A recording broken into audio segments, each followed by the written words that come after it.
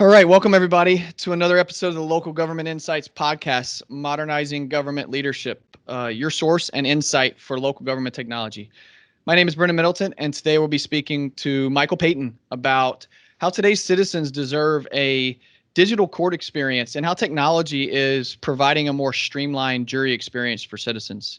I'm super excited to introduce to you our guest speaker, Michael Payton, who is the Justice Solutions Leader at Avenu and has been providing jury and court related solutions to local and state governments of all sizes for more than 30 years. Mike, welcome to the show.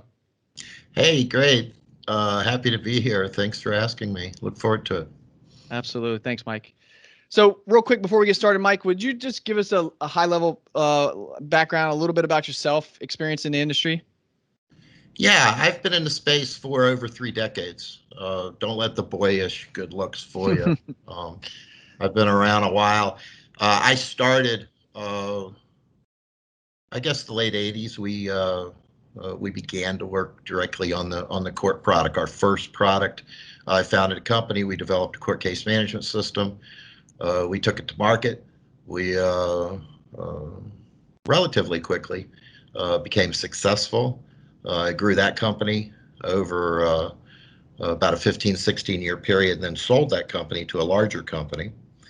Stayed on there a few years, and eventually, once the transition was comfortably over, I went on my own as a well, I took a couple of years off. Then I went out on my own as a consultant. But in general, I mean, I've been in courts of all sizes, all jurisdictions. We did statewide implementations for courts. We did individual, one judge court in the middle of Illinois. Right. Did the entire state of Georgia. So anyhow, I've been in and out of a lot of courts for a lot of years, dealing with technology. Wonderful. Mike, thanks. I really appreciate that background. And I'm really excited today to discuss kind of how technology is helping governments really streamline the jury experience for citizens. So let's just get right to it. So as we all know, jury duty, not the most exciting thing to look forward to. Anything from inflexible hours, like really long wait times, minimal pay, and the overall sluggish court procedures, have really all combined to make jury duty kind of a nightmare for busy citizens, especially in our digital age, right? So first off, I'd like to set the stage by just discussing and elaborating on some of the challenges that the courts are facing with respect to day-to-day operations. Yeah, and it's no surprise to anyone who knows anything about the courts that they are underfunded. Because the courts are underfunded, they constantly have the challenge of doing more with less. When I say they're underfunded, the courts are a third co-equal branch of government, but they get all their funding from the other two branches.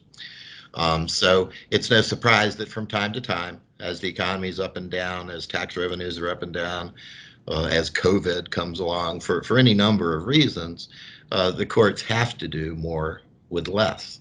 And that's really the reason that automation is really vital in the court space, because of course it's one way to do more with less. And this has been going on forever. With respect to automation, back in the '80s, late '80s, court automation inside the courthouse, empowering court staff, judicial officers, court management, computer systems designed to empower them to do more with less, were all the rage. And that's really where we began to meet these challenges. Wonderful. So what I'm hearing is automation and the implementation of these types of public facing processes is really kind of changing the way courts operate, essentially. So one of my questions kind of is that a good or a bad thing, like for courts and its constituents? Is that a good thing that it's digitizing and automating? And what are the things that they're dealing with as they struggle to automate? Yeah, it's really interesting. I think it's a good thing that happened by accident. Again, the courts needed to do more with less. So they began to automate internal processes. When we ran out of steam inside the courthouse, once we automated court clerks' activities and judicial activities, and we added the digitizing of images, for example. Once we kind of exhausted the obvious automation things that could be automated inside the courthouse, we still needed to do more with less. So we had to go outside the courthouse. These public-facing systems that we see today, for example, electronic filing was one of the first, if not the first. Electronic filing, of course, enables the courts to offload some of their work onto attorneys and law firms and litigants in general, self-represented, for example. So electronic filing, it was really the first significantly empowering application for the public with respect to doing business with the courts. Got it. So I think most people actually resonate with what you just said, and they'll kind of understand your points with respect to electronic filing, of court cases and documents and so on.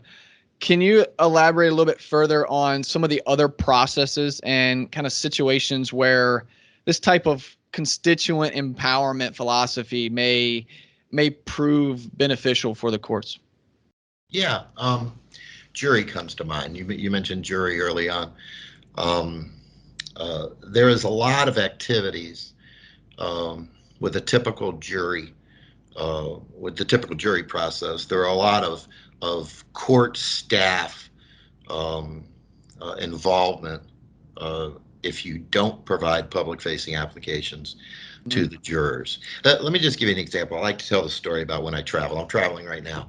If you can't tell, I'm in a hotel room. But when I travel, I make my reservations with my phone. I don't speak to any staff of any organization. I just make the reservation. I then go to the airport and I check in with my phone. Right.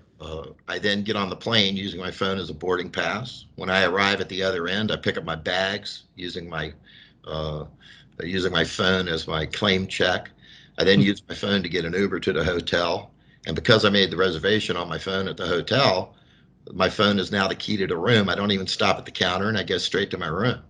Now, I didn't bother airline staff. I didn't bother hotel staff.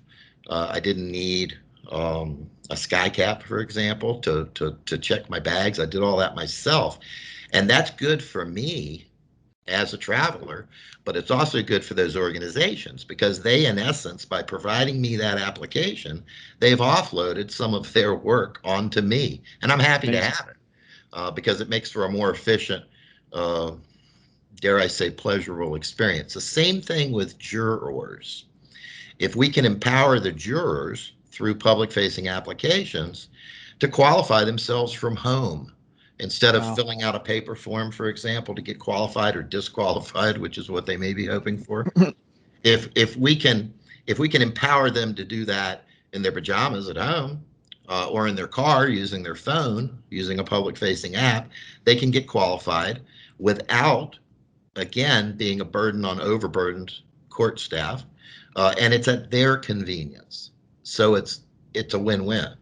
The same thing once I attend the courthouse. When I show up for court to actually serve, if I can check myself in rather than wait in line for a clerk to check me in, I've been empowered. So I think it's good for both sides. Excellent. Wow, that's pretty special in terms of integrating type of digital experiences we all use every day into a process like a juror process and the qualification and the response and how to access files. So we talked about empowering the jurors. How do you foresee this type of digital experience affecting like jury response rates or even like diversification and further like nullification? Like how is this type of digital experience affecting those kind of three areas, which are the three kind of core components of running an efficient jury? Yeah, one of the and I don't want to say problem, but one of the issues that we have with with assembling juries is that they're not very diverse. Yeah. Most people who are, excited or very willing to serve on jury duty are older. It's just a simple fact of the matter. Older folks show up for their jury duty um, in greater numbers than do younger. Part of that is the rep that jury service has. I mean, there's really nobody very excited about getting paid $5 a day to be stuck inside the courthouse with a couple of hundred other people Yeah. watching the same staled jury orientation video over and over and over again. But but if you can change that experience, which a number of public facing applications today, they change that experience so that I show up at the courthouse and I check in using my phone, let's say. But I don't even have to go inside the courthouse and wait for something to occur. I can stay in my car, drink my coffee, use my phone, do some work, watch a movie because the court knows I'm in my car in the parking lot, and they know that Wow. because of technology. So Wow. if you can make it a more pleasurable or a less miserable experience, then you're going to increase the numbers of, for example, young people who are willing to serve. Now, we have a client, uh, a court in Virginia who uses Twitter to, another technology which can be used, which is used by predominantly younger and a more diverse crowd than they typically see serving. But he can use Twitter, that clerk, to encourage people to participate. So there's a number of ways that technology uh, can improve, can provide you with a more well-rounded, a more diverse, younger, if you will, um, pool of jurors. Yeah, and you can easily see, like, if the experience is a bit more pleasurable, that people would be willing to tell others about the experience they had, therefore increasing the amount of responses that the courts are getting, therefore increasing the diversification aspect as well. So it's pretty powerful. Exactly. When people come out of jury duty, rather than going home to their friends and family and say, wow, what a miserable experience. Yeah. I was stuck in this room with these people, couldn't use my phone, couldn't get any work done. I was just stuck there all day. Versus somebody comes out of a more modern experience and says, Right. wow, you know what? I mean, it wasn't great, but that's pretty cool. I checked myself in. I sat in the car and drank coffee and got some work done, and they Right. called me in just in time to do what I needed to do. So yeah, it can be made much more pleasurable. Yeah, and we're all, the younger generation is so programmed to multitask, so it just enables them to almost do two or three things at once, which they're so accustomed to be doing in their normal day to day, anyways. Um, so you've talked a little bit about. I want to touch a little bit about one of your points just a minute ago. Stuck in a room, right? The antiquated, in a pool of people watching a stale video, or encapsulated in a finite space. The pandemic has obviously had an impact on that portion. So I want to shift gears a little bit and talk about the pandemic and the effects it's having on kind of not only so many areas of government operations, but specifically, what are the impact that the pandemic has had on the court system, and maybe, Mike, more specifically, the social distancing mandates that are now required. Yeah, just in general, and I don't want to sound like a broken record, but just in general, the pandemic has made funding a challenge. Tax Mm-hmm. revenues are down. I have clients who have delayed projects because of budgetary concerns because tax revenues are down, which means that the city doesn't get their money or the state doesn't get their money, which means that the courts don't get theirs. So they delay projects. When you delay that project, if it's an automation project, for example, then you're not getting more done with less. Um, you're slowing things down. So just in general, downturns in the economy, and COVID has certainly done that, uh, affect all of this. With respect to social distancing, I mean, it's such a good point and a good question. I'm talking right now with a court who is literally leasing the convention center next to the courthouse Wow. at a cost of $250,000. They're leasing that convention center just to be able to socially distance the jurors. because they still have to have all of these jurors show up in person, assemble somewhere, and the only place that he could do the social distancing was by renting a convention center next door. Now, with the kind of applications that I spoke of a minute ago, if the jurors can show up and sit in their car in the parking lot rather than being assembled, Yeah. and you know, then you can alleviate that social distancing problem. So it's a challenge. COVID's definitely slowed things down, made things more difficult. But with public-facing applications like electronic filing, people don't come to the courthouse as much anymore. And with some of these jury applications that I'm mentioning, again, we can limit the need to gather a bunch of people in a room all together. Wonderful. Yeah, that's crazy. Just alleviate. Think about a cost savings. Like if they're turning to renting other spaces or delaying courts, the costs associated with all of that, they can shift the way that they're operating to a more digital experience, utilizing the real estate, so to speak, of the constituent, and not having to assume other responsibilities or real estate to keep that social distancing mandates intact. Like cost savings is one aspect, but also safety in the same sense in terms of the pandemic. Right, and making it a less miserable experience. Again, Sure. as a juror, I may be socially distanced in a convention center. I'd still rather be outside the courthouse in my car. Right. Or at a coffee shop, for instance. Yeah. Coffee shop right down the street. So as long That's as I right. get to the courthouse, once they assign me to a case, Yeah. I'm good to go. Perfect. So one of the kind of final questions I have for you, we talked a lot about the constituent experience and how these types of public facing environments and applications are enhancing that pleasurable experience. Let's talk about the court administration aspect. Like how does bringing some of the courts more and more online, like you're discussing today, like how does it affect like the actual administration of the court? Yeah, it's a huge deal. Justice delayed is justice denied. Everybody's heard that. Yeah. Um, and so court administrators, court administrators and managers are constantly faced with the need for analytics, statistics, analytics. They need to know up to the minute what's on the plate. There's the courts live and die by very simple statistics. The number of cases you began with at a certain period, that's the begin pending. The number that were filed, the number that were disposed, ended, completed, and the number that you end up with. Now, within those numbers, you need to know where are the cases within the process. All of that is a requirement in order to effectively manage the court, and automation, of course.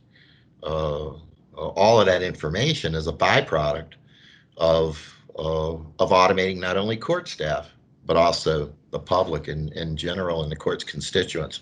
Also, and it should be said that we can't discount how important making dealing with the court more efficient, more productive, less miserable, if you will. I mean, that's important to keep your constituents happy. The court's customers are the public. It's the public bar, the private bar, lawyers, attorneys, but also just John Q. Public. And it's the court's job to they want to keep their customers happy, just like every other business. And so yeah, all of these things that we've been speaking of are vital to the effectiveness of court administration and court management. Awesome. So, Mike, this has been incredible. We covered a lot today, from challenges to different types of public-facing applications, the impact that they're having, how it's affecting the back office. Like, if you could sum it up for our listeners, like, what are some of just the main key takeaways just from our discussion today that court administrators, courts of clerk, these local governments that are dealing with, basically adjusting the way they operate overnight, essentially in regard to the pandemic specifically, but also just kind of into the future and how enhancing that experience is going to just change the way that, courts run in their jurisdiction? Like, what are some of the key takeaways you would leave a listener today? Yeah, you know, in my early career, we thought of court staff, clerks, uh, judicial officers, and court administrators and managers as our customers, as Mm, our opportunity to empower those people, to enable us to do more with less and to be more effective and provide a more productive environment for justice to occur. I think court management needs to uh, come to the conclusion, which many have, that we need to go outside of the courthouse and we need to truly empower the public, mm, attorneys, and just John Q. Public, uh, to help us, to help the courts do more with less, and that's really where the bang for the buck is. You got to get outside of the box, get outside of the building, hmm uh, and really empower your customers, just like every other business on the planet has done. But empower your customers to enable you to provide a better experience. And by doing so, you're going to help the internal situation also. So I, to my way of thinking, that's the most important um, point to be made to where we are today. And COVID, of course, just demonstrates even more how important it is uh, to support people and empower people to do business with the court without being at the court. Excellent. Mike, I can't thank you enough. This has been powerful. I know I've learned a lot from my discussions today with you. I can't thank you enough for being on the show and taking some time out of your day. So, for our listeners, thank you all for joining us on the Local Government Insights podcast, your source for modernizing government leadership. For those listening, make sure to subscribe and rate the podcast. We can't thank you all enough